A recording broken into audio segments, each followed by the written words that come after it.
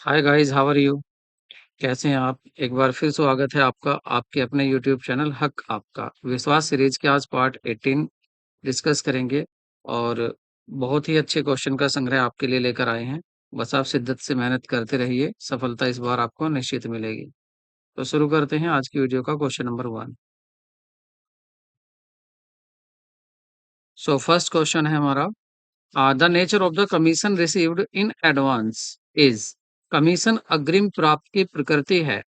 देखिए, अगर कमीशन आपको एडवांस में प्राप्त हो जाता है, मान लेते हैं आपको किसी का गुड्स सेल कराना था, लेकिन उसने आपको कमीशन पहले दे दिया, गुड्स अभी सेल नहीं कराया है, तो ये कौन सा अकाउंट होगा? इसकी प्रकृति क्या होगी, हमें ये बताना है।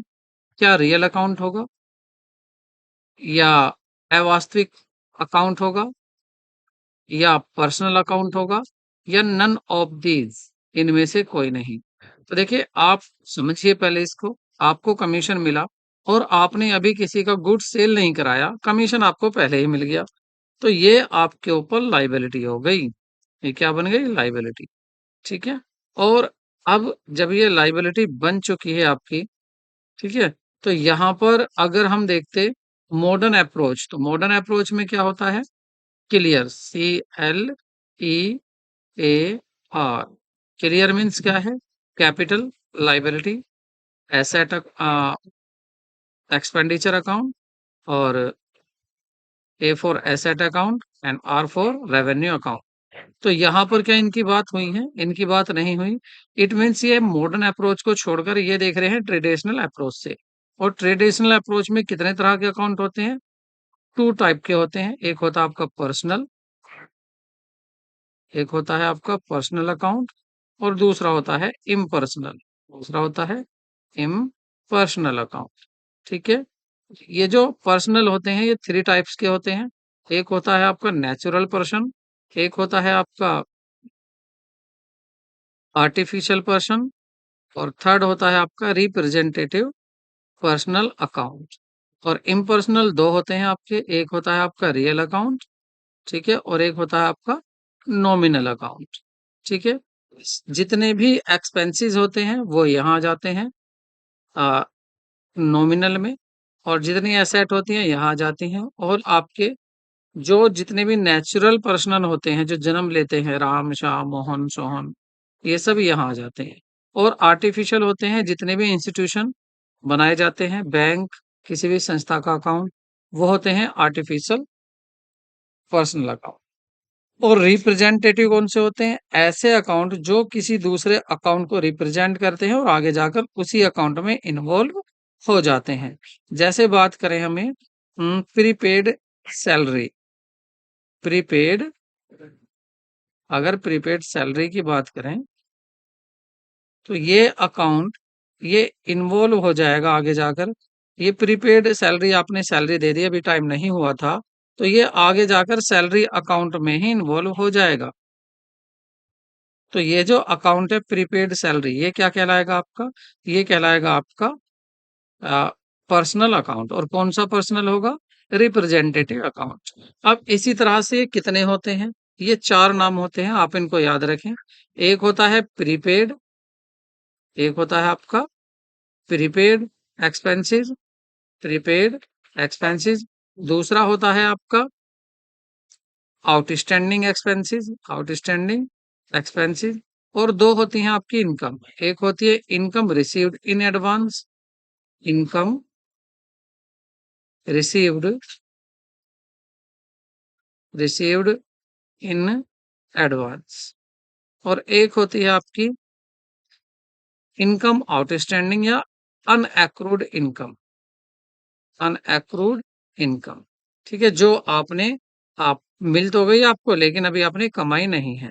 तो ये जो आपका कमीशन था ये इसी प्रकार का था, ये अनएक्रूड इनकम था, जो आपको मिल तो गया बट आपने अर्न नहीं किया है।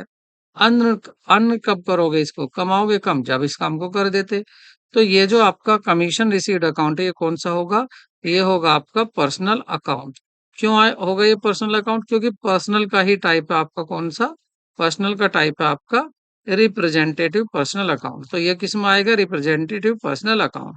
यहाँ वो आप ऑप्शन नहीं है, यहाँ सीधा पूछा आपसे रियल या नॉमिनल अवास्तविक, ये नॉमिनल है, अनरियल मतलब नॉमिनल, नॉमिनल या पर्सनल, तो ये पर्सनल का हो जाएगा, ठीक है, पर्सनल का टाइप।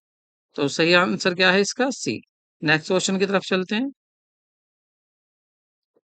तो क्वेश्चन नंबर 2 देखते हैं। किसी लेन-देन को खतौनी का अर्थ है posting of the transaction means. तो पोस्टिंग मीन्स क्या होता है? वैसे पोस्टिंग लेजर को ही बोलते हैं, बट यहाँ लेजर दिया हुआ नहीं है और ये क्वेश्चन आया हुआ है टीजीटी 2006 में। ऑप्शन यही दिए हुए थे, तो इन ऑप्शन में ही आपको बताना है कि अब यहाँ पर जो बात हो रही है खतौनी की, ये मतलब रिकॉर्डिंग करने से हो रहा है। यहाँ इसका सेंस क्या जा रहा है? रिकॉर्डिंग करना। तो आप इसका सेंस रिकॉर्डिंग करना निकालें, ना कि लेजर। अब आपसे पूछ रहा है किन्हीं दो खातों में लिखना पोस्टिंग होता है, या संबंधित खाते के डेबिट पक्ष में लिखना, ऐसा नहीं है, क्रेडिट में भी हो सकता है।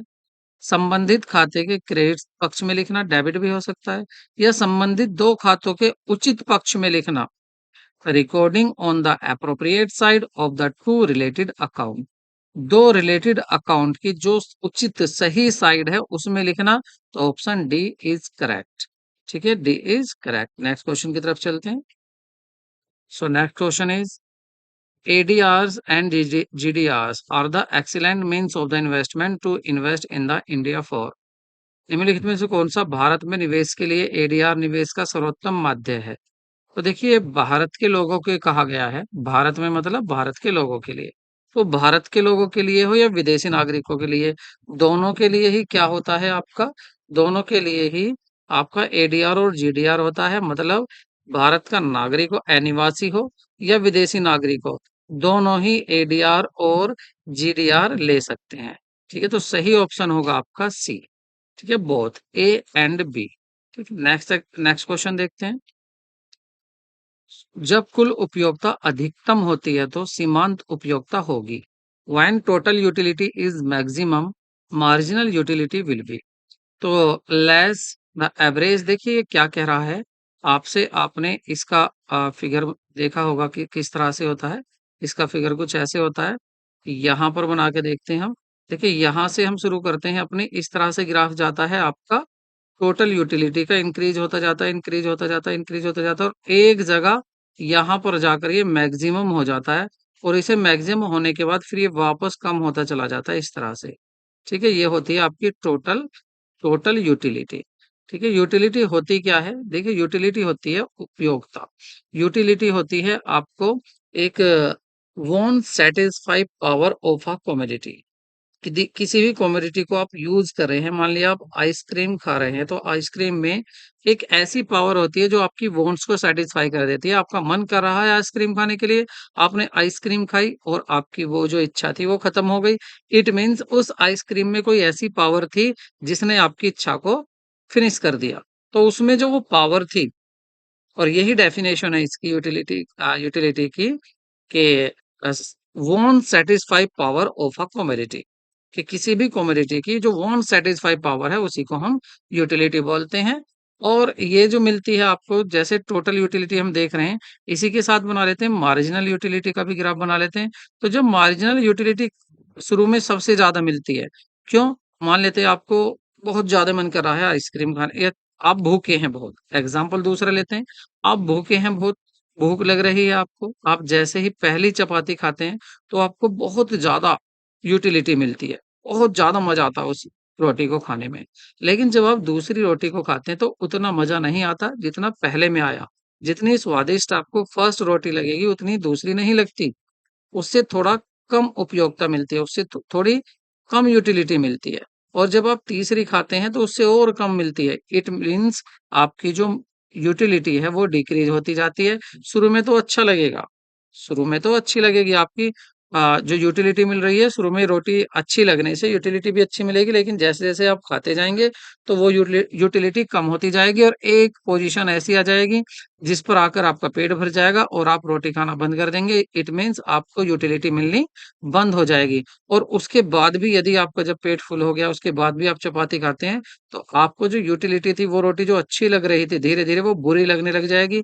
एक वक़्त तो ऐसा आएगा कि आपने अगर मुँह में धींगी से दे भी ली, ज़बरदस्ती दे भी ली, तो आपका मन करेगा कि उसको मुँह में से निकाल कर फेंक दो। इट मीन जो पहली रोटी में आपको मार्जिनल यूटिलिटी मिली, वो सबसे ग्रेटेस्ट होती है, सबसे ज़्यादा होती है। तो इसको मैं यहाँ पर शो कर रहा हूँ इस वाले ग्राफ में, ठीक है? तो सबसे ज़्यादा इस पॉइंट पर यूटिलिटी मिलेगी, मार्जिनल यूटिलिटी। और वो मार्जिनल यूटिलिटी आपकी कम होती चली जाती है, कम होती चली जाती है, कम होती चली जाती है। और यहाँ पर जब ये 0 हो जाती है, तो ये 0 कहाँ होती है? जहाँ पर आपकी टोटल यूटिलिटी ये मैक्सिमम होती है।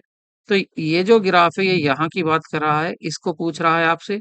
कह रहा है कि जब टोटल यूटिलिटी मैक्सिमम है, सबसे ज़्यादा जब टोटल यूटिलिटी मिल रही है, तो यहाँ पर आपकी ये मार्जिनल यूटिलिटी कितनी होती है? तो मार्जिनल यूटिलिटी यहाँ कितनी होती है? इस लाइन पर 0 होती है। और अगर इसके बाद भी आप खाते हैं, तो ये माइनस होती चली जाती है, फिर यहाँ माइनस होती जाती है। तो याद रखना, आपकी जब टोटल यूटिलिटी बढ़ती है, इट मीन्स आपकी मार्जिनल यूटिलिटी कम होती जाती है। और जहाँ पर बढ़ते-बढ़ते टोटल यूटिलिटी आपकी मैक्सिमम हो जाती है सबसे अधिक, वहाँ पर आपकी मार्जिनल यूटिलिटी 0 हो जाती है। और जहाँ पर आपकी टोटल यूटिलिटी कम होनी शुरू हो जाती है, कम होनी शुरू हो जाती है, वहाँ पर आपकी मार्जिनल यूटिलिटी नेगेटिव होने लग जाती है, माइनस होना शुरू कर देती है। तो आपको ये तीनों बातें याद रखनी है। तो सही ऑप्शन इसका क्या होगा? देखते हैं यहाँ। इन्होंने कहा कि जब कुल उपयोगिता तो यूटिलिटी मैक्सिमम है, तो टोटल यूटिलिटी क्या है यहाँ पर? मैक्सिमम है। तो फर्स्ट ऑप्शन है आपका लेस देन एवरेज यूटिलिटी, औसत उपयोगिता से कम। मतलब जो किसकी बात हो रही थी? कुल उपयोगिता। ठीक है, तो कुल उपयोगिता यहाँ पर क्या है? यहाँ मैक्सिमम है। अब पूछ रहे हैं ये क्या होगी? तो ये क्या होगी? यहाँ पर शून्य होगी, 0 होगी। तो देखते हैं कहाँ?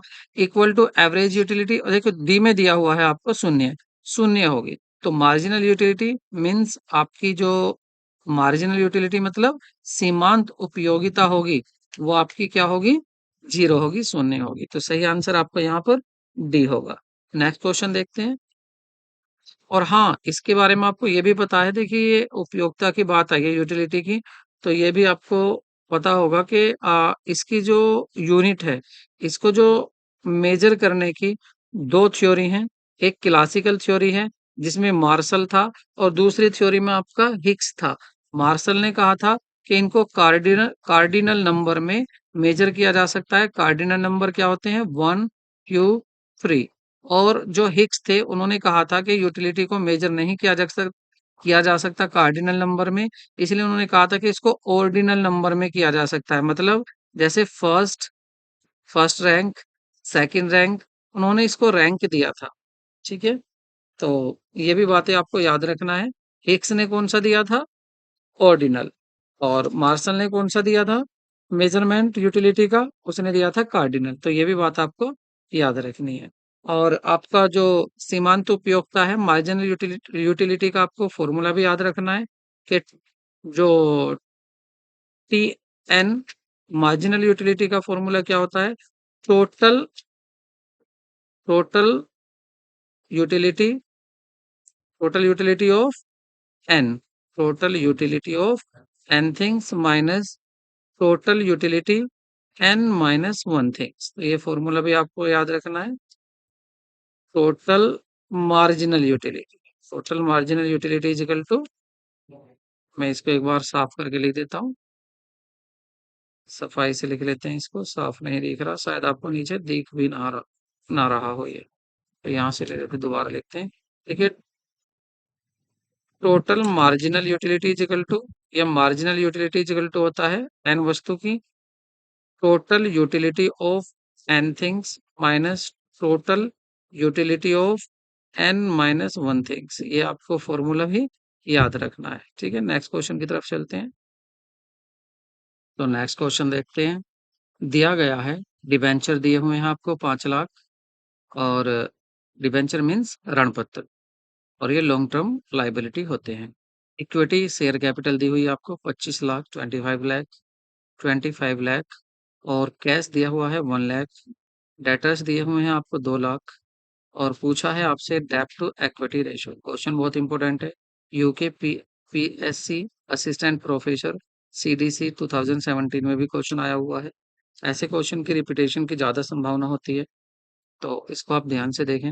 देखिए यहाँ पूछा है आपसे डेब्ट टू इक्विटी रेशियो। तो पहली बात हम देखते हैं डेब्ट टू इक्विटी रेशियो का फॉर्मूला क्या होता है। तो डेब्ट टू इक्विटी, डेब्ट टू इक्विटी रेशियो, इसका फॉर्मूला होता है आपका डेब्ट अपॉन इक्विटी। और जो डेब्ट की यहाँ बात हो रही है, ये डेब्ट होता है लॉन्ग टर्म डेब्ट, लॉन्ग टर्म डेब्ट। और अपॉन इक्विटी क्या होता है, ये होता है आपका शेयर कैपिटल या शेयर होल्डर फंड इक्विटी। ठीक है, इक्विटी बिजनेस में। अब आपको बैलेंस शीट तो याद ही होगी कंपनी की। उसमें क्या होता है, कंपनी की दो साइड, बैलेंस शीट की दो साइड होती हैं। एक होती है लाइबिलिटी साइड और दूसरी होती है आपकी बैलेंस एसेट साइड। ठीक है, दोनों साइड का टोटल इक्वल होता है। और अगर लाइबिलिटी साइड की बात करें तो पहले इसमें आता है आपका शेयर होल्डर फंड होता है। उसके बाद आपकी फिर शेयर होल्डर फंड के साथ साथ आपकी लॉन्ग टर्म लाइबिलिटी होती है, लॉन्ग टर्म लाइबिलिटी, और फिर होती है शॉर्ट टर्म लाइबिलिटी। ठीक है, तो लॉन्ग टर्म लाइबिलिटी में क्या आता है, जो आपने 1 साल से ज्यादा के लिए उधार ले रखा है पैसा, तो उसमें आप इंक्लूड करते हैं डिबेंचर्स को। ठीक है, तो यहाँ पर डिबेंचर्स क्या होंगे, लॉन्ग टर्म डेब्ट होंगे। तो कितना दिया हुआ है डिबेंचर्स, 5 लाख दिए, तो 5 लाख लिख देते हैं। 5 लाख अपॉन इक्विटी, इक्विटी कितना है आपकी, अंश पूंजी, अंश पूंजी कितनी दी हुई है आपकी 25 लाख, तो 25 लाख यहाँ लिख देते हैं। अब बाकी की जो इन्फॉर्मेशन है, इसकी आपको कहीं भी कोई जरूरत नहीं है। डेटर्स ये होते हैं आपकी करंट लाइबिलिटी, डेटर्स सॉरी, ये होते हैं आपके करंट एसेट, तो यहाँ करंट एसेट की जरूरत नहीं है। कैश ये भी आपकी करंट एसेट होती है, इसकी भी कोई जरूरत नहीं है। और आपका, ठीक है, जो इन्फॉर्मेशन दी हुई थी हमने उनमें से अपने काम की इन्फॉर्मेशन ले ली। या उसके बाद आप बस इनको सोल्व करना है, तो सोल्व करके देखते हैं इनको। 5 जीरो कैंसिल बाई 5 जीरो, और 5 1 जा 5, 5 5 जा 25। इट मीन्स आंसर है आपका 1/5। अगर आप 5 से 1 को डिवाइड करते हैं तो क्या आंसर आएगा, देखिए पहले ही जीरो लगाएंगे आप, जीरो डेसिमल और जीरो आ जाएगी, तो 5 2 जा 10, और नीचे क्या आएगा आपका 1। इट मीन्स आपका आंसर क्या होगा सही, 0.2 रेशो 1। तो करेक्ट आंसर आपका ये होगा। अब आप देख लीजिए कौन सा ऑप्शन आ रहा है, तो ऑप्शन चेक कर लेते हैं एक बार। ये देखिए आपके यहाँ जगह कम थी इसलिए इस तरह से ऑप्शन आ रहे हैं, तो ऑप्शन बी आपका करेक्ट होगा। ठीक है, option B is correct. Next question देखते हैं। नेक्स्ट क्वेश्चन क्या आपको सही दिखाई दे रहा है, एक बार चेक कर। क्वेश्चन सही दिखाई दे रहा है। सामान्य तौर पर मानी जाने वाली अवधारणा के अनुसार शीर्ष प्रबंधन से संबंधित है और मध्यम और निम्न स्तर के प्रबंधन का एक कार्य है। तो सही ऑप्शन क्या होगा, मैनेजमेंट या एडमिनिस्ट्रेशन, एडमिनिस्ट्रेशन और मैनेजमेंट, या एग्जेक्शन ऑफ प्लानिंग, या बजटिंग, रिसोर्सेज एलोकेटिंग, या प्लानिंग स्ट्रेटेजिक डिसीजन मेकिंग। कौन सा सही आंसर होगा, तो यहाँ पर आंसर आपका सही है B. B answer is right, administration और मैनेजमेंट, प्रशासन। देखिए अब आप पढ़िए इसको, प्रशासन को यहाँ लिख लेते हैं प्रशासन, और इधर लिख देते हैं प्रबंधन। तो कह रहे हैं सामान्य तौर पर मानी जाने वाली अवधारणा के अनुसार प्रशासन शीर्ष प्रबंध होता है, एडमिनिस्ट्रेशन किस में आता है, शीर्ष टॉप मैनेजमेंट में आता है, से संबंधित होता है, और जो प्रबंध है मध्यम और निम्न स्तर पर प्रबंध का एक कार्य है। ठीक है, जैसे इसके प्रति दो धारणाएं होती हैं। कहीं तो कुछ ऑर्गेनाइजेशन ऐसे भी होते हैं जहां एडमिनिस्ट्रेशन को छोटा समझा जाता है और मैनेजमेंट को बड़ा समझा जाता है, और कुछ ऐसी जगह भी है जहां पर मैनेजमेंट को बड़ा, हाँ दोनों, मैनेजमेंट को समझा जाता है बड़ा और प्रशासन को छोटा। लेकिन सही अगर हम बुक के अकॉर्डिंग देखें तो वो होता है एडमिनिस्ट्रेशन बड़ा होता है और प्रबंध जो मैनेजमेंट है वो छोटा होता है। इसी के अकॉर्डिंग हमारा आंसर क्या है, बी होगा। नेक्स्ट क्वेश्चन की तरफ चलते हैं। तो अकॉर्डिंग टू, यहाँ पर आपको नाम फिल करना है। According to, a plan is a trap laid to capture the future. नियोजन भविष्य को पकड़ने के लिए बनाया गया पिंजरा है। तो ये बात किसने कही है? ये क्या हार्ले ने कही है, न्यूमैन ने कही है, टेरी ने कही है, एलन ने की है? तो ये कही है आपकी एलन ने। तो एलन, हेलन से याद रखना। हेलन ने डांस दिखाया, पिंजरा बनाया फ्यूचर को पकड़ने का। ठीक है, तो हेलन से याद रखना, एलन। एलन ने पिंजरा कहा है किसको? नियोजन को। नियोजन क्या होता है आपका? प्लान। प्लान को क्या कहा गया है, या प्लानिंग को क्या कहा गया है आपका? पिंजरा कहा गया है फ्यूचर को पकड़ने का। नेक्स्ट क्वेश्चन की तरफ चलते हैं। सो वित्तीय लिखित वित्तीय लिखित फाइनेंशियल इंस्ट्रूमेंट की बात हो रही है, which are issued with detachable warrant. And जो वारंट के साथ इशू किए जाते हैं, एंड रिडेम्बल आफ्टर, और जो रिडेम्बल होते हैं after a certain period, known as, एक समय के बाद उनको, उनका शोधन, उनका रिडेम्बल करना जरूरी होता है, तो उनको क्या कहा जाता है? डीप डिस्काउंट बॉन्ड्स कहा जाता है, सिक्योर्ड प्रीमियम नोट कहा जाता है, या बनी बॉन्ड्स किया जाता है, या जंक बॉन्ड्स किया जाता है, तो कहा जाता है, तो उनको कहा जाता है आपका secured premium notes. Secured premium notes ये क्या होते हैं? इनका एक समय होता है, उस समय के पूरे होने पर इनको रिडेम्बल किया जाता है, इनका पैसा वापस दिया जाता है। नेक्स्ट क्वेश्चन की तरफ चलते हैं। सो क्वेश्चन नेक्स्ट देख लेते हैं। नेक्स्ट क्वेश्चन है हमारा, पीछे हो गया। नेक्स्ट क्वेश्चन ये रहा। ठीक है, नेक्स्ट क्वेश्चन ये रहा। तो इसमें क्या कहा गया है? What is the correct order of the following in the export trading procedure. आप एक्सपोर्ट कर रहे हैं, तो उस प्रोसीजर में कुछ ही स्टेप दिए हुए हैं, इनमें आपको बताना है कि सही क्रम क्या होगा। जैसे bill of lading, customs formalities, और प्रिपरेशन ऑफ इनवॉइस, और रिसीप्ट ऑफ इंडेंट। तो सबसे पहले देखिए, इंडेंट सबसे पहले इंडेंट की प्राप्ति होती है। सबसे पहले क्या मिलता है? इंडेंट मिलता है, ऑर्डर मिलता है, जो भी आपने इंक्वायरी की है। तो सबसे पहले क्या होता है? डी आएगा। तो सबसे पहले क्या आएगा आपका?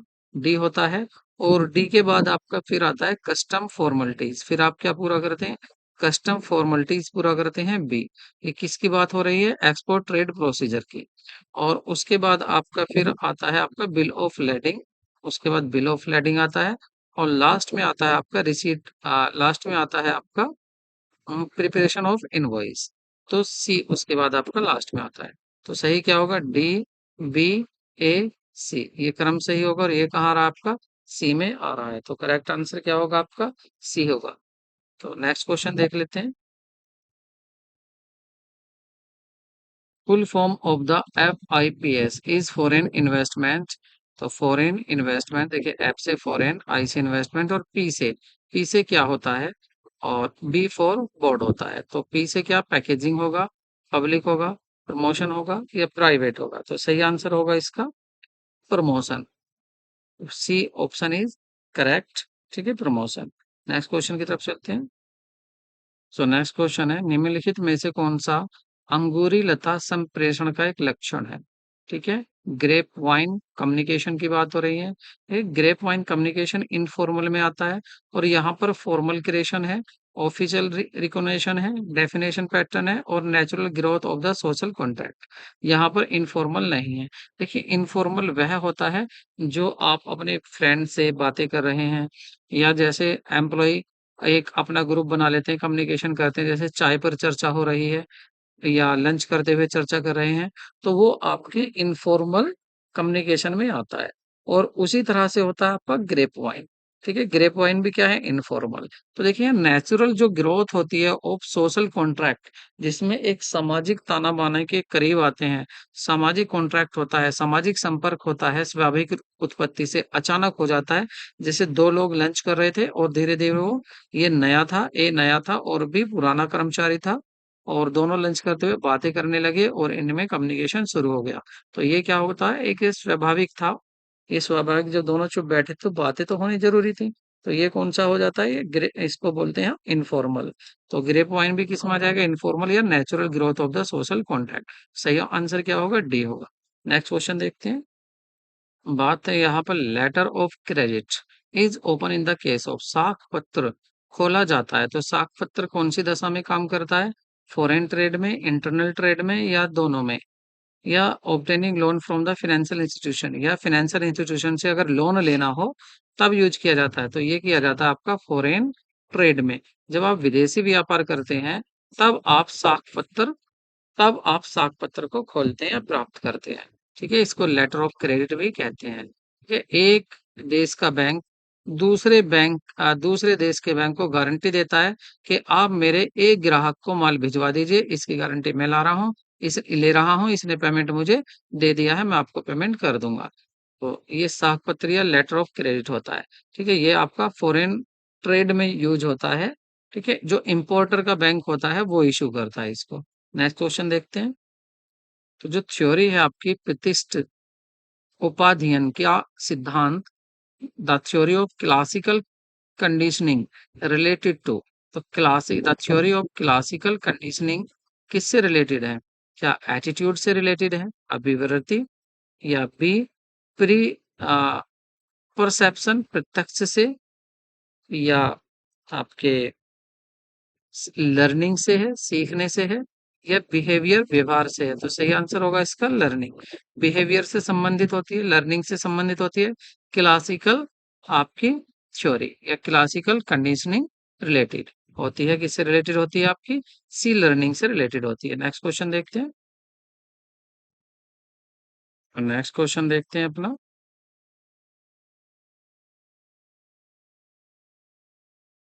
Secondary market intermediaries of corporate 120 century in India, भारत में निगमन प्रभुति के लिए द्वितीय बाजार मध्यस्थ है। ये नहीं है, 120 नहीं है।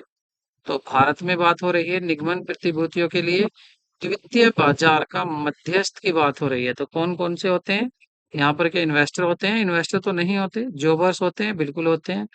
ब्रोकर होते हैं, ये भी होते हैं। और आपके पोर्टफोलियो कंसल्टेंट होते हैं, ये भी होते हैं। तो सही आंसर क्या होगा आपका? और सबसे पहले किससे संपर्क होता है? सबसे पहले जो संपर्क होता है वो होता है आपके जोबर से। ठीक है, उसके बाद आपका ब्रोकर, और उसके बाद आपका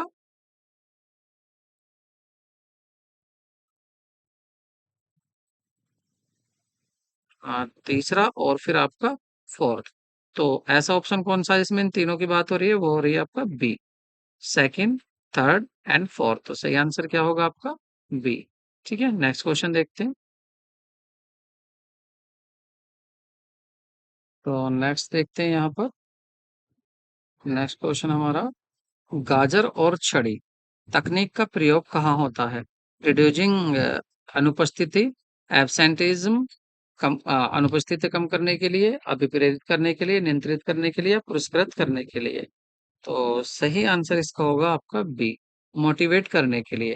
देखिए, गाजर और छड़ी या तो कार्य आप डांट कर कराएंगे, डरा कर कराएंगे, या लोभ देकर कराएंगे। गाजर का लोभ देकर कराएंगे, तो इसलिए ये जो होता है आप अभिप्रेरित करेंगे और मोटिवेट करेंगे। तो इसका सही आंसर क्या होगा आपका? बी। ठीक है, नेक्स्ट क्वेश्चन देखते हैं। नेक्स्ट क्वेश्चन है हमारा, निम्नलिखित में से कौन सा विदेशी मुद्रा का बाजार नहीं है? इनमें से ऐसा कौन सा है जो विदेशी मुद्रा का बाजार नहीं है? क्या स्टेबलाइजेशन फंक्शन, स्थिरीकरण कार्य, हैजिंग कार्य, साख कार्य, हस्तांतरण? देखिए, ये तो है, हैजिंग भी होता है और क्रेडिट फंक्शन भी होता है, ट्रांसफर फंक्शन भी होता है, लेकिन ये स्टेबलाइजेशन फंक्शन नहीं होता। तो इसको छोड़ दें, बाकी विदेशी मुद्राओं के बाजार में आते हैं। ठीक है, इसमें पूछा था निम्न में से कौन सा विदेशी मुद्रा बाजार का कार्य नहीं है? तो क्या कार्य नहीं है? स्थितिकरण का कार्य नहीं है। ठीक है, नेक्स्ट क्वेश्चन देखते हैं। गुणवत्ता चक्कर एक प्रकार का जो क्वालिटी सर्कल है, इज अ टाइप ऑफ, तो ये किसका एक टाइप है? प्रॉब्लम सॉल्विंग टीम का, क्रॉस फंक्शनिंग टीम का, सेल्फ डायरेक्टेड टीम का, प्रोजेक्ट टीम का? तो सही आंसर है इसका आपका A, problem solving team. Next question देखते हैं। जहाज आज्ञा पत्र निर्गमित किया जाता है, shipping order is issued by, जो शिप्ड ऑर्डर होता है, शिपिंग ऑर्डर होता है, उसको कौन इशू करता है? तो कौन इशू करता है उसको? तो उसको क्या शिपिंग कंपनी इशू करती है, कस्टम अथॉरिटी इशू करती है, reserve bank of India issue करता है या डिपार्टमेंट इशू करता है? तो यहाँ इसका ऑप्शन क्वेश्चन था हमारा, 18 क्वेश्चन था, 18 क्वेश्चन। ये जहाज आज्ञा पत्र निर्गमित किए जाते हैं तो क्या शिपिंग कंपनी करती है, या आपकी कस्टम अथॉरिटी करती है, रिजर्व बैंक ऑफ इंडिया करता है, या डिपार्टमेंट ऑफ फॉरेन ट्रेड करता है? तो सही आंसर होगा आपका शिपिंग कंपनी। नेक्स्ट क्वेश्चन देखते हैं। Decision tree is an organization, एक संगठन में निर्णय वृक्ष। तो एक संगठन में निर्णय वृक्ष क्या करता है? संगठन आत्मक प्रभावशालिता आरोपित करता है, या कर्मचारियों का कार्यभार को कम करता है, या प्रबंधन में श्रमिक की सहभागिता बढ़ाता है, या उपर्युक्त में से कोई नहीं? तो इसका सही आंसर है आपका ए, संगठनात्मक प्रभावशालिता आरोपित करता है। इम्पोसिस ऑर्गेनाइजेशनल इफेक्टिवनेस, तो सही आंसर है इसका ए। नेक्स्ट क्वेश्चन देखते हैं। नेक्स्ट और आज का लास्ट। जब मुद्रा की पूर्ति में कमी होती है तब वस्तुओं की कीमतें बढ़ती हैं, घटती हैं? आप ये समझिए, जब बाजार में ज्यादा पैसा आ रहा है, जब मुद्रा ज्यादा आ रही है, तो उससे क्या होगा? कीमतें घटेंगी, कीमतें बढ़ेंगी, या आपकी रिमेन्स कंस्टेंट? और कब हो रही है? जब मुद्रा की पूर्ति में कमी कमी हो रही है, मुद्रा कम हो रही है, मतलब मार्केट में जो मुद्रा थी वो कम हो रही है, बहुत कम हो गई। तो अब जब पैसा ही नहीं है मार्केट में तो क्या होगा? ऐसी ऐसी कंडीशन में जब कोई चीजों को खरीदेगा ही नहीं, तो क्या कीमतें बढ़ेंगी चीजों की, घट जाएंगी? ठीक है, जब खरीदने वाले कम होंगे, मांग कम होंगी, तो जो रेट है, जो कीमत है वस्तु की, वो भी कम हो जाएगी। ठीक है, तो सही ऑप्शन क्या होगा? बी होगा। वीडियो आपको कैसी लगी कमेंट करके बताएं। अगर वीडियो लाइक हो तो लाइक करें, अगर वीडियो अच्छी लगी हो तो लाइक करें, दोस्तों को शेयर करें। मिलते हैं नए वीडियो में। Take care, bye bye.